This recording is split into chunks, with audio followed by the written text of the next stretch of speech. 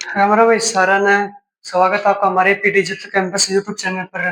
तो दोस्तों आज हम एक बहुत महत्वपूर्ण टॉपिक को कवर करने वाले हैं जो हमारे बहुत सारे लोगों के मन में डाउट रहता है। जो हमारे बच्चे या हमारे कुछ स्टूडेंट जो कंपनी में जाकर नौकरी करते हैं उनको एक चीज का नहीं पता, जो जिसका अर्थ है कंपनी। आखिर ये कंपनी शब्द है कि इस कंपनी का नाम कंपनी क्यों रखा, हम इसको फैक्ट्री क्यों नहीं कहते, किसी कंपनी को हम कंपनी कहते हैं फैक्ट्री नहीं कहते हैं दोस्तों। आखिर इन फैक्ट्री और कंपनी में क्या फर्क है, और इस कंपनी को कौन खोल सकता है, और अभी फैक्ट्री को कौन खोल सकता है, और कंपनी में क्या काम होता है और फैक्ट्री में क्या काम होता है। तो दोस्तों, जो हमारी कंपनी है ये एक लैटिन शब्द है जो बहुत साल पहले यूज किया जाता था। और हमारी जो कंपनी विच जो पेनिस लगता है इसका नाम है रोटी। तो दोस्तों इसका अर्थ है कंपनी का जब दो लोग या दो दोस्त मिलकर किसी काम को करते हैं, किसी कंपनी को खड़ा करते हैं, जैसे या कोई प्रोडक्ट बनाते हैं, कोई बिजनेस चलाता है, उसको कंपनी बोलते हैं। और फैक्ट्री का अर्थ है, तो कंपनी की बात करते हैं तो कंपनी क्या चीज होती है दोस्तों, और इसको कौन कौन ओपन कर सकता है और इसमें क्या काम कर सकते हैं। तो दोस्तों जैसे हमारी प्राइवेट प्राइवेट लिमिटेड कंपनी होती है, तब हमारी कुछ कंपनी बिजनेस के तौर पर रजिस्टर्ड की जाती है जो इलीगल लीगल तरीके से रजिस्टर्ड होती है, और कुछ कंपनी हमारे बिजनेस के लिए रजिस्टर की जाती है। जैसे हमने कुछ मैन्युफैक्चर यूनिट लगानी है तो दोस्तों, तो हम प्राइवेट लिमिटेड कंपनी रजिस्टर कराते हैं, या हमने कोई इंस्टीट्यूट ओपन करना तो ये भी प्राइवेट लिमिटेड कंपनी में रजिस्टर किया जाता है। या जैसे हमने कुछ रूम की सर्विस देनी है, जैसे आपने पता हो ओयो ओयो का नाम सुना होगा, ये हमारी एक सर्विस ब्रांड कंपनी है जो हमें बहुत अच्छे और सस्ते टिकाऊ रूम प्रोवाइड करती है। एक सर्विस कंपनी हो गई, ये भी प्राइवेट लिमिटेड कंपनी होती है। तो दोस्तों हमने प्राइवेट लिमिटेड कंपनी को रजिस्टर कराने के लिए किस किस डॉक्यूमेंट की आवश्यकता होती है और इसका प्रोसेस क्या होता है, और कंपनी ओनर किस तरह से सिलेक्ट होता है, कंपनी में कितना आदमी काम कर सकते हो, आज हम इसके बारे में डिस्कस करने वाले हैं। तो दोस्तों जैसे हमारे दोस्तों कंपनी को ऐसे भी समझ सकते हैं, कंपनी की बिजनेस ऑर्गेनाइजेशन होती है जो अपनी जिसकी पहचान अपने अपने मतलब में कुछ अलग होती है। मैं कंपनी को आपको 5 टिप्स में बता दूं कंपनी क्या चीज होती है और इसके लीगल डॉक्यूमेंट में क्या कर लगते हैं और ओनर कौन होता है।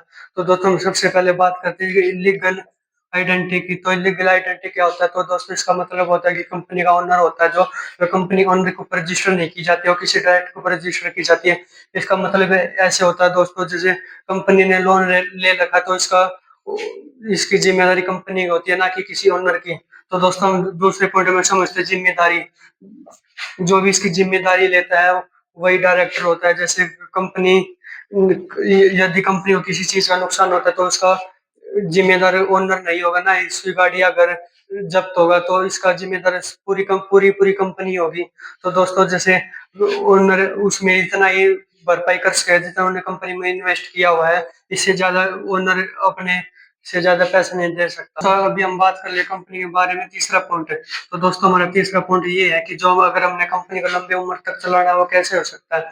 तो दोस्तों जो कंपनी का ओनर होता है वो इसका शेयर होल्डर शेयर करता है, और इसको कोई भी खरीद सकता है, कोई भी बेच सकता है, और कोई भी इसको छोड़ सकता है। अगर जो लोग इसको नहीं छोड़े कंपनी में, तो हम ऐसा तो नहीं है कि हम कंपनी में एक ही व्यक्ति को 60 साल की नौकरी दे देते। अगर कोई आदमी कंपनी को छोड़कर चला जाता है तो हम दूसरे लोग को भर्ती करते हैं, वो कंपनी को बहुत आगे ले जाता है। या कंपनी का कोई वारिस ऐसा होगा जो कंपनी को अपने ओनर के मरने के बाद कंपनी को बहुत आगे ले जाता है, तो ऐसे कंपनी की उम्र बढ़ जाती है। तो दोस्तों अभी हम चौथे पॉइंट के बारे में बात करते हैं। चौथा पॉइंट हमारा कहता है ओनरशिप एंड मैनेजमेंट।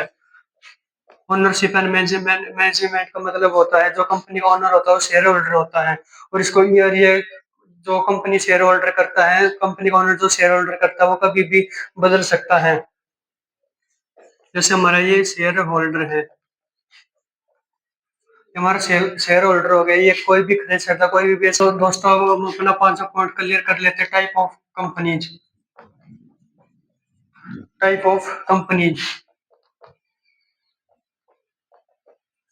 तो दोस्तों हमारी यहाँ पे 3 प्रकार की कंपनी होती है। प्राइवेट लिमिटेड कंपनी, ये हमारी प्राइवेट लिमिटेड कंपनी होती है, और एक दूसरी होती है पब्लिक लिमिटेड, हमारी पब्लिक लिमिटेड कंपनी होती है। और एक कंपनी होती है ओपीसी, इसका मतलब होता है 1 पर्सन कंपनी। तो दोस्तों हम इसकी बात कर लेते हैं प्राइवेट लिमिटेड कंपनी। तो दोस्तों जो हमारी प्राइवेट लिमिटेड कंपनी होती है कुछ लोगों के पास होती है, ये सबके पास नहीं होती। और जो हमारी पब्लिक कंपनी है जिसमें आम लोग बिजनेस कर सकते हैं। जैसे मैं भी कर सकता हूँ, तुम भी कर सकते हो, या अपने कोई इंस्टीट्यूट खोलना वो भी कर सकते हैं। और ओपीसी का मतलब होता है एक ही व्यक्ति कंपनी। इसका मतलब होता है एक ही व्यक्ति ओनर हो सकता है, वही मालिक होगा और वही डायरेक्टर होगा। तो इसका मतलब ये होता है दोस्तों, ओपीसी का वन पर्सन कंपनी, एक ही आदमी की कंपनी होती है। वो वही ओनर, वही डायरेक्टर, वही शेयर होल्डर, वही काम करने वाला। और वो यो चाहता है तो हमारे कुछ मैनेजमेंट भी कर सकता है अपनी कंपनी में, या कुछ स्टाफ की भी भर्ती कर सकता है दोस्तों। तो दोस्तों ये थे हमारे प्राइवेट लिमिटेड कंपनी को समझने के लिए कुछ 5 टिप्स। अगर आपको हमारी ये वीडियो पसंद आई है तो आपको हमारे यूट्यूब चैनल को जरूर सब्सक्राइब करना। तो दोस्तों मैंने कुछ 5 टिप्स बताए कि कंपनी क्या होती है और कंपनी का रजिस्टर कौन कौन करा सकता है। तो दोस्तों मेरी नेक्स्ट वीडियो में बताऊंगा कंपनी और फैक्ट्री क्या होती है, इन दोनों में अंतर क्या होता है, कंपनी किस किस लिए काम आता है, फैक्ट्री में क्या काम होता है। तो दोस्तों अगर आपने अभी तक हमारे यूट्यूब चैनल को सब्सक्राइब नहीं किया तो जल्दी से जल्दी हमारे यूट्यूब चैनल को सब्सक्राइब कर लेना, क्योंकि मैं अपने चैनल पर अब इतनी बहुत सारी कुछ इंपॉर्टेंट एजुकेशन वीडियो लाने वाला जो आपके लिए या कंप्यूटर एग्जाम में बहुत काम आएगी। तो नमस्कार दोस्तों, मिलते हैं अपनी नेक्स्ट वीडियो में।